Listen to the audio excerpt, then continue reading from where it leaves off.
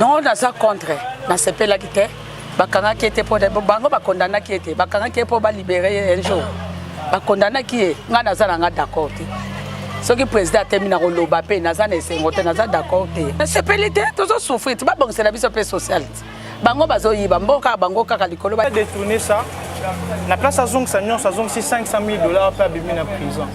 Donc on est en train de jouer avec nous les Congolais. Abimi n'est pas que ça la sous-propagande. Kalami est élection bandati. Abimi n'est pas Bimisiana, le quoi Azalam, moi, Amaïli, à qui ça on va voir qu'on a est après. En bonne liberté, naïe, Kobima naïe.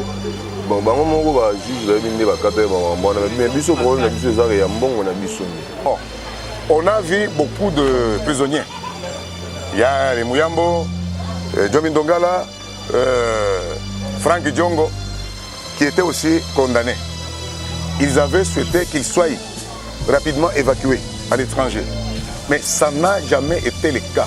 Qui a déjà été condamné à 20 ans. On a réduit sa peine à 13 ans de prison.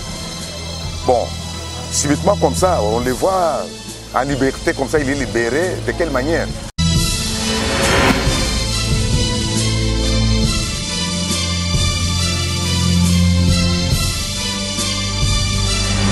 Mbote bandeko balandi ya Aigle News Télévision, la chaîne du grand cerveau, n'est-ce pas, boss d'Argo 1830 Las Vegas, na pesi bino mbote déjà.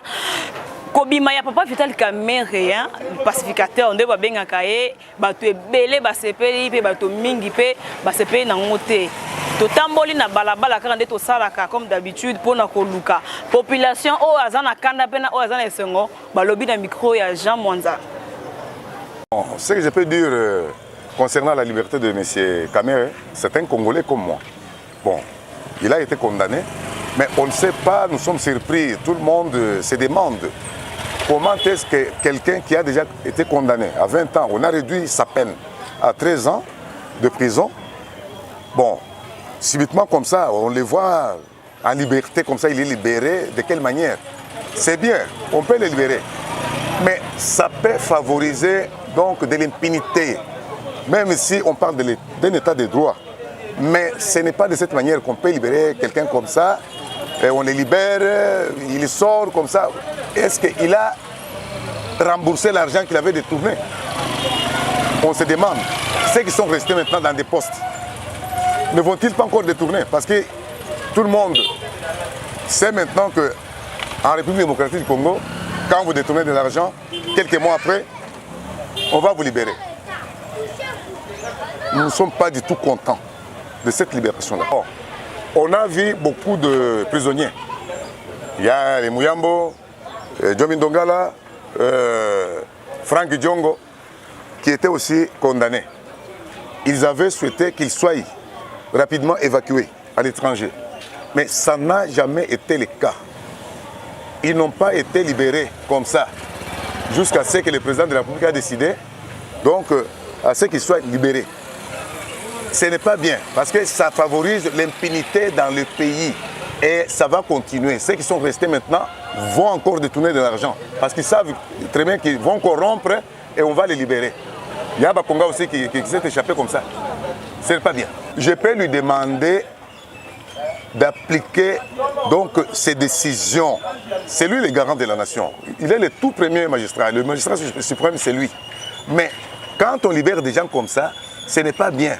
Je peux lui demander donc d'être ferme, de pouvoir marcher ensemble avec la discipline.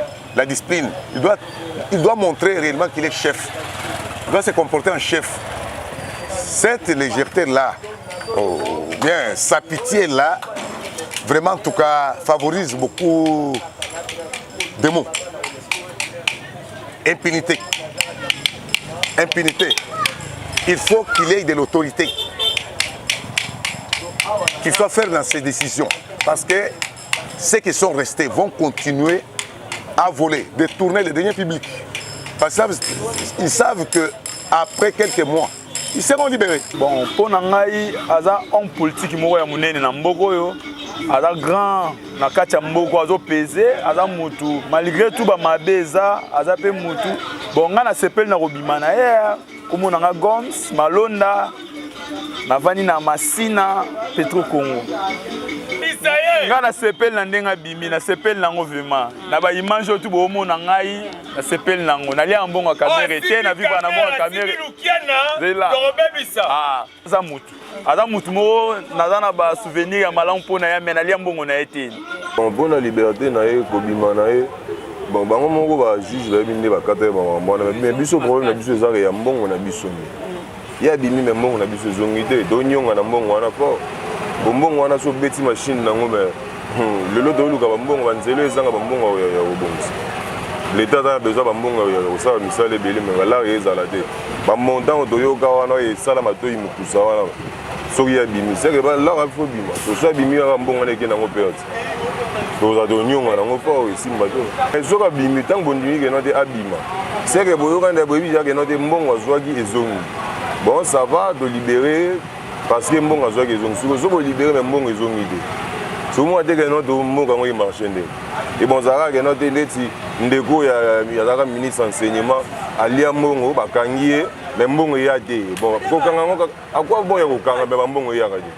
bokangi tomoyebi keno mbongo ezongi na trésor public ya ça va même si abimi toyebi kelaka na biso ezongi soki ya abimi me mbongo ezongi te omona te keno abimi me mbongo ezongi te donc ntina yango ezala te donc soit abimi fo olaka ezongaka un peu ça mpona liberté provisoire na ye ya nango problème te mais ye ndenge aza bongo makambo to asa na Congo kimuyibi ka ye nyonso ka ye ye ki liberté provisoire anabimi nde pa kesala sous propagande kala mingi te élection ebanda ti abimi nde babimisi ana lokola azalaka motu mwa bamayele ake epesa bango bavoi kuna na este apres na nsima apesa bango bavoi bakokanga lisusu na makambo asala nsima liberté provisoire na ye na sepeli nango mpo aza motu apesi bango bavoi ti to ya liboso ye motu apesi bango bavoi wana mpo bakoma lo baprésident bafinaki ye kaka seki ata abimi boye bazongisa na bango eka na kasho ata président oyo akoya wana akanga ye kaka na kimuyibi oyo asala wana bakokanga ye azongaka kuna na kasho. Pour moi, je dirais que c'est une blague. Continue à pouvoir pour nous dire que le même état des droits et que tout ça à l'état. Arrivé au pouvoir, il y a des détournements par-ci par-là, 60 millions alors que cet argent pouvait aider à que bateau de pêche, il y a les gens qui souffrent, mais lui il a détourné ça. La place à Zong Sagnon, ça Zong 500 000 $ à abîmer en prison. Donc on est en train de jouer avec nous les Congolais. Ce sont des choses où avec force. Et pour ajouter, c'est que on a procès 100 jours, juge Moko Koufaki. Ces enfants, tant qu'on a la caméra et le banda, qu'est-ce qu'ils se disent? Je me rappelle que ça, le théâtre, n'est pas ça le théâtre, c'est un appel pour quitter ce qu'on appelle la liberté provisoire. Donc si je comprends bien, homme politique, il suffit à côté de prison, à cause de Kazo Bela, ma PC liberté qui est tout le temps qui est directement sur tout. Et bon, mission va toujours la politique. To Bela toujours croupir dans la prison, toujours couvre avec la personne pour parler pour notre cause. État de droit, te voter qui parce que nous voulions voir état de droit et côté Namboka. Mais ceux qui t'ont voté et les mêmes choses sont en train de se répéter. C'est comme si on a déshabillé Saint-Paul pour habiller Saint-Pierre. Pour ajouter, je dirais que le pouvoir ne se plaint pas. Le pouvoir ne se plaint pas. J'ai remarqué que le président doit se plaindre pour dire que la justice congolaise, c'est comme si, et comme il boité, c'est comme si, à ça, c'est notre confiance dans notre côté. Or, lorsqu'on est garant, on doit prendre des bonnes décisions pour que la justice soit prônée, la bonne valeur, on se lever, on se mesure forte pour que la justice soit nécessaire. Parce que si ce Bakangi, après un temps, Bimi, ça sert à quoi Bango? Jamal, il n'est pas ici, il est au Liban. Bango se base dans la prison, tout le monde Babimaki. Dites-nous un peu, en quoi le Congo se retrouve? La Chine nous a dit que sauf si un fils qu'un franc à l'État, tu as un problème. Parce que pourquoi Bissot va millions et plus les années passent, plus de millions et député Badji Palissade, millions et on vous dira que dans le listing des pays, il y a des députés et ça va carnet noir. On est dans quel pays? Donc, tu as trouvé une solution sur Makambouana. pour Congo na biso ekende liboso. Liberté na tondemi ke azala na liberté mais ala ki biso ba preuve ya ki non azongisa ki mbongo a détournaki. OK. Parce que bokotika bongo sant fa ki azongisa mbongo a détournaki. Il faut tout le monde a ba preuve. OK. Pour ezola ki sa ki non azongisa mbongo pona abima na prison. Mais ceux qui te moni preuve c'est-à-dire mboka na biso zotambola na aventure. Faut tout le monde a ba réaction ya ki non Mouto abimi na prison, azongisaki montant tel, ou soit azongisaki mbongo parce que c'est obligatoirement pour na azongisa mbongo à détourner. Pas manifester que non, il faut manifester ba acte. Il y a que non, mouto asalaki acte tel, c'est pour cela to bimisé na prison. Mais ceux qui te moni acte, c'est-à-dire tout le monde a ba on ni président ni caméra, tout le monde a ba ka ba aventurer. Tellement ngala zaki na ngai d'accord té.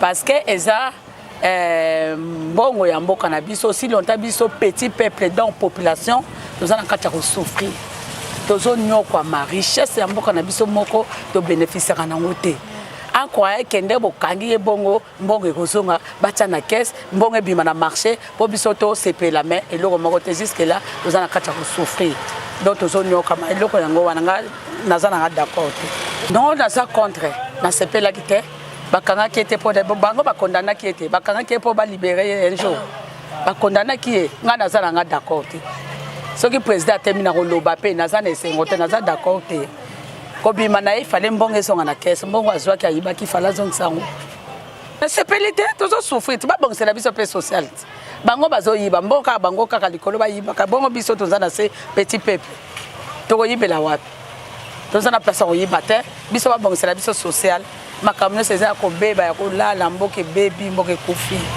mbongo eza na circulation te tozolia te banzala tozokufa bandeko balandi tokomi na suka ya baladeur na biso bolandi bino moko ndenge population et lobby ba misusu ba sepeli te bango mo pe ba pesi ba raison na bango pourquoi ba sepeli pe pourquoi ba sepeli te na kosenga na bino bo s'abonner massivement na Aigle News Télévision chaîne na bino o epesa bino ba information mingi pe la tango nyonso donc lokola to bandaki pe to sukisi to suki awa to kokuta na mbala ya sima na makambo ya sika. Au revoir.